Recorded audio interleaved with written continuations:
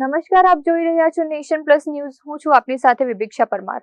Social મીડિયાના યુગમાં હવે વકીલો, કાયદાના વિદ્યાર્થીઓ અને ઇન્ટર્ન્સ માટે બાર કાઉન્સિલ ઓફ ઇન્ડિયાએ એક અત્યંત મહત્વપૂર્ણ અને કડક નિર્ણય લીધો છે. BCI દ્વારા 37 પાનાનો એક વિસ્તૃત પરિપત્ર જાહેર કરીને કાનૂની ક્ષેત્ર સાથે જોડાયેલા તમામ લોકો માટે સોશિયલ મીડિયા પર ઉપયોગ અંગેની નવી આચારસંહિતા બહાર પાડવામાં આવી છે. બાર કાઉન્સિલ ઓફ ઇન્ડિયાના નવા પરિપત્ર મુજબ હવે કોર્ટ પરિસરમાં રીલ્સ, વિડીયો કે ફોટોશૂટ કરવા પર સંપૂર્ણ પ્રતિબંધ મુકાયો છે. આ ઉપરાંત વકીલો પોતાના વ્યક્તિગત બ્રાન્ડિંગ માટે કોર્ટના ગાઉન, બેન્ડ કે કોર્ટ બિલ્ડિંગનો ઉપયોગ કરી શકશે નહીં. કોર્ટની મંજૂરી વગર કાર્યવાહીનું રેકોર્ડિંગ કે સેન્સેશનલ રીતે પ્રસારણ કરવા પર કડક રોક લગાવવામાં આવી છે. એટલું જ નહીં, વકીલો પોતાના સોશિયલ મીડિયા હેન્ડલ્સ પર 100% સક્સેસ, ગેરંટેડ બેલ કે ઇન્સ્ટન્ટ ડિવોર્સ જેવા ભ્રામક દાવાઓ કરીને ક્લાયન્ટ આકર્ષી શકશે નહીં.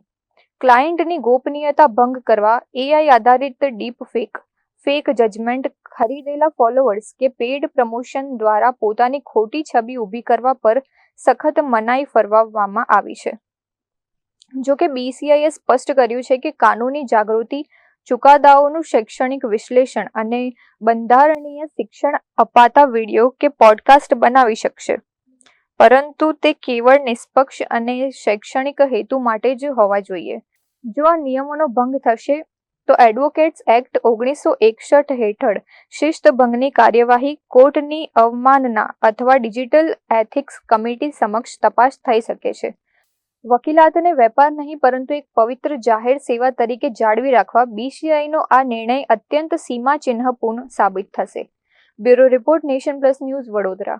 સમાચારોના સતત અપડેટ મેળવવા માટે અમારી નેશન પ્લસ ન્યૂઝની YouTube ચેનલને સબસ્ક્રાઇબ કરો, બેલ આઇકન દબાવો અને જોડાયેલા રહો Facebook, Instagram અને Twitter પર.